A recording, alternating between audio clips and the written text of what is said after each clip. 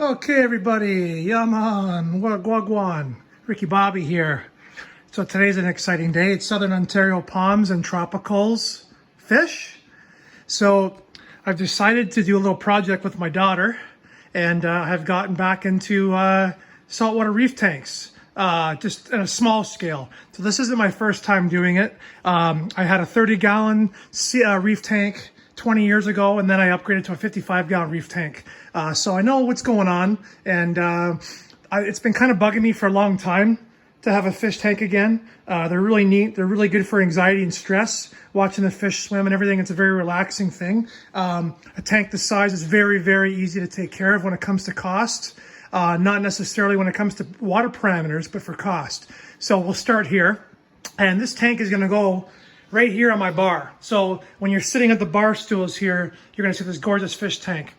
And if we don't like it there, then we can move it later. So I've done everything I need to do to start. So remember, this video is not necessarily going to be for my palm viewers. This is going to be for some aquatic fish viewers as well. But so I've chosen the new Fluval C Evo. It's 13.5 gallons, but the sump itself is 1.5 gallons. So it's 12 gallons of actual living space for fish and coral.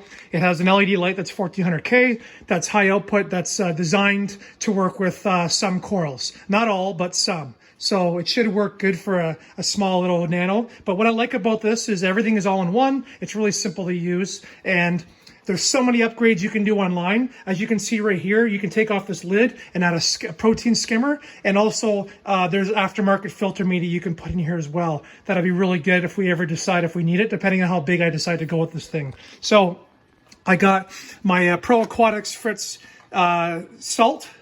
This is enough to do 50 gallons, so I have lots of extra salt. Got my hydrometer. I got some stability stuff for the water that I might need. A good, decent saltwater kit for testing everything correctly, which is really important to know when the nitrogen cycle is done and how my parameters are going. And of course, I've got some aragonite sea sand, some crushed coral basically is what it is. That's going to help put some stuff in the water and look really good, look like the ocean. So this is the first part of it here, and after I wave my magic wand, we'll start to open the box, and we'll put this thing together, and we'll give you guys updates on how this thing is going and what we're going to put in it. Okay, so, oops, this thing upside down.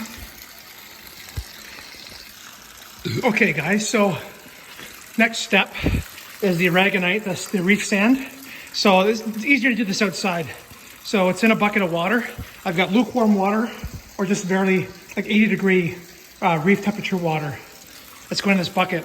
And I'm trying to get all the dust and all the crap. So we're gonna do that before we put it in the tank. That way excuse me, I'm out of breath. That way the filter has less work to do, and there'll be less settling, and the tank will be a lot cleaner when I go to do the rest of the work. So I will stir it up again, flush it, and then it is going in the aquarium. Okay, everybody, so we've, I didn't show you, but I did a little dip of the live rock in a bucket where the salinity was 1.040. So I was just hoping to get any critters out of the live rock that we don't want. I didn't really see anything, but I did see some debris, so we'll see how that works. They didn't want to kill the whole purpose of the live rock is to have bacteria to cycle this tank. And we want to do the nitrogen cycle to ammonia, nitrites, to nitrates. And so we have the master test kit here. So we'll be monitoring all the levels over the next week or so and see how everything goes. And after that, we can start adding some livestock. So I'm not going to plug the light in right now. I'm waiting for an adapter for my plug here in the wall. This is a solid brick wall, by the way. It's kind of neat. So waiting for that adapter, so I don't have enough plugs. So right now the heater's plugged in and the pump's running. So one thing I do want to note is a lot of people have talked about the pump on this thing not being that great. Yeah, the pump on this thing is not enough flow for corals. So I am going to look into upgrading this pump and putting something a little bit better in, and also a wave maker as well, like most people do online. As you can see, there's the heater inside. So it's submerged, submersible heater in there. It's set to 78 degrees Fahrenheit right now. And as you can see, what we've talked about, you've seen these things online. There's the filter basket to the top. Is carbon, the bottom is a biomedia to help with beneficial bacteria. And then to keep things nice and clean and simple, I put a little thermometer inside the first chamber. So you don't have to look at anything in the tank. The tank has a nice clean line. So that was the purpose of doing that. So yeah, the tank's really murky.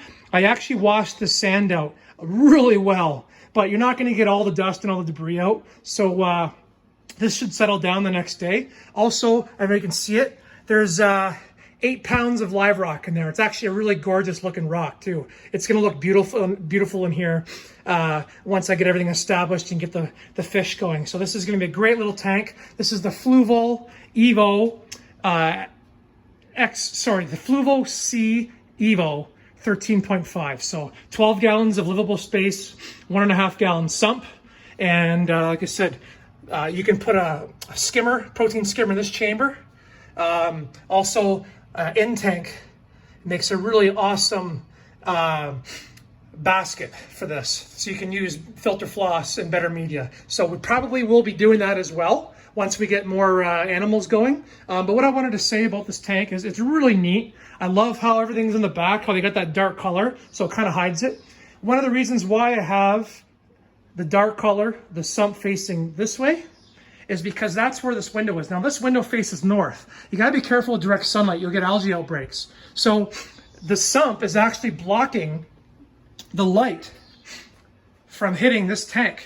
As you can see, just a little bit of light comes in, but it shouldn't be enough to hopefully harm it and cause an algae outbreak, and hopefully I'll be able to control everything with this light. So awesome light in here, by the way. I know you guys have looked at them online, but I can't even pick it up right now. Here it is.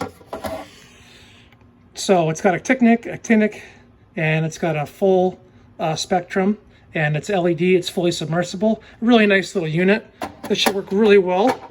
So I'm pretty excited about this. Yeah, this is my third saltwater tank in 20 years. So I figured my daughter, she loves crabs.